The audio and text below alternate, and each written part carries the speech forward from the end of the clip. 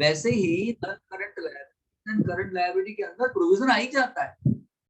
Provision balance sheet का कोई अलग से हेड नहीं है, नॉन करंट लायबिलिटी में ही प्रोविजन आता था। याद है ना, नॉन करंट लायबिलिटी के अंदर क्या आता था? Long term borrowings, long term other long term borrowings, long term provisions. ये टोटल डेब्ट का मतलब है सर। लॉन्ग टर्म डेब्ट का मतलब क्या लेना है? अरे लॉन्ग टर्म डेब्ट का मतलब सिर्फ ये लेना है,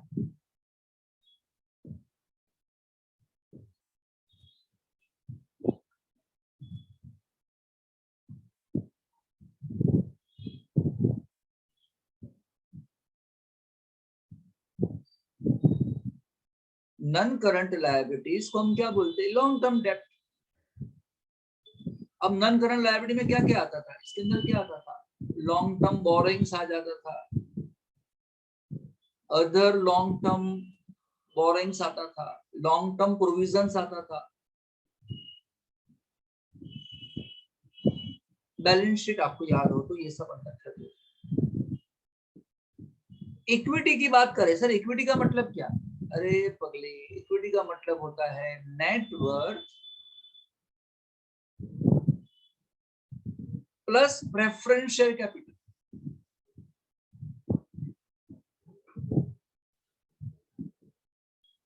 अब ये नेटवर्थ क्या होता है?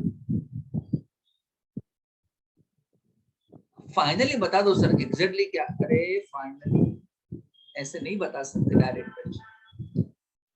Equity share capital, reserves and surplus, इसका मतलब ये।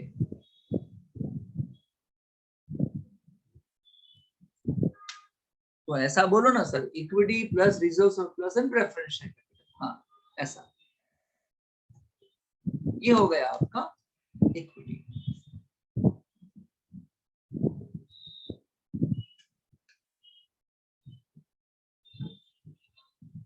तो सर ये तो यही हुआ ना, आप जो कल बोल रहे थे कि आपको जो भी रिक्वायरमेंट है कैपिटल की, सुनिए, आपको जो भी कैपिटल की रिक्वायरमेंट है उसमें से आप डेब्ट से कितने पैसे लाए एंड इक्विटी से कितने पैसे लाए, यही हो गया ना? हाँ यही तो हो गया। कल बोल रहा था कि नहीं मैं, आपने 50% डेब्ट से लाए और 50% इक्विटी से लाए, या 70% इक्विटी से लाए 30% डेब्ट से लाए, या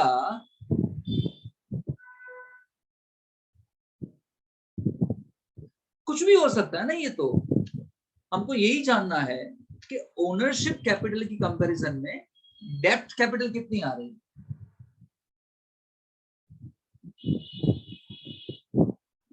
एक बात मुझे बताओ, एक बार फिर से समझा दो मैं।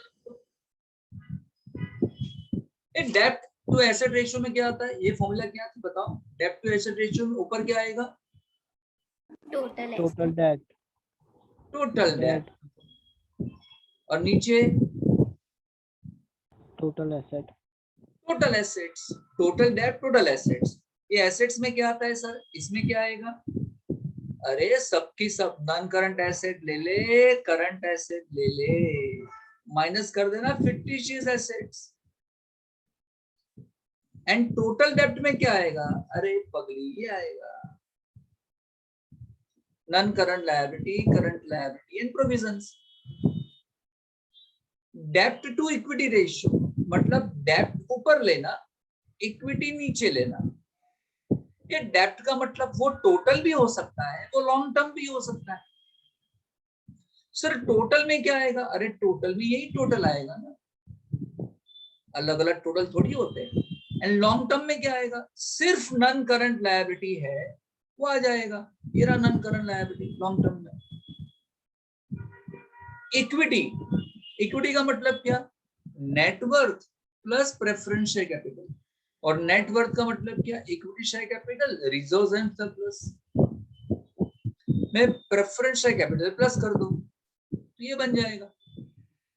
एंड इंटरेस्ट कवरेज रेशियो में क्या आएगा? EBIT upon interest. ईबीआईटी का मतलब earning before interest and tax divide by interest. Interest किस पे करते हैं?